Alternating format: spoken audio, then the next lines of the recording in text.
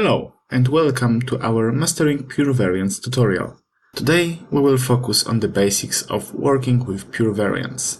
Let us check how to create a project and work with features.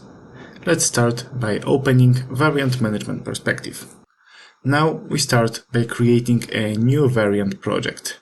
We have to name it and change the parameters if necessary.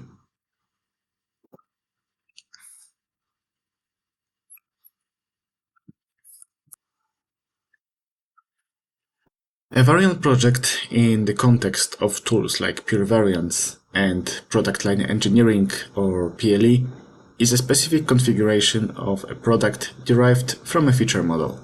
It represents a particular combination of features selected from the feature model, tailored to meet specific requirements or customer needs. With variant project created, we follow with creating a feature model. A feature model is a structured representation of the common and variable features within a product line, capturing the relationships and constraints among these features.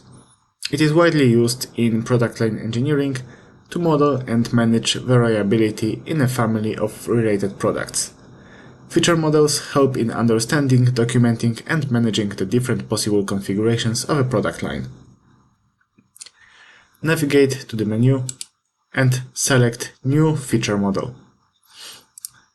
Give it a proper name and click Finish. When a new variant project of type standard is created, a new feature model is also created with a root feature. We've created an empty project, and that's why we have to create a new feature model. To create child features, use the new entry of the context menu of the intended parent feature. A new feature wizard allows a unique name, a visible name, and the type of the feature and other properties to be specified. Unique name is common in all tools that you use, so keep it concise and without special signs. Visible name should be chosen in a way approachable for the user. And remember that all properties of a feature can be changed later using the properties dialog. We will talk more about classes, types and variation types in the next videos. After finishing, always remember to save the feature model. Now we have a basis for our variant model development, and in the future we will go into more details regarding how to work with pure variants. Stay tuned!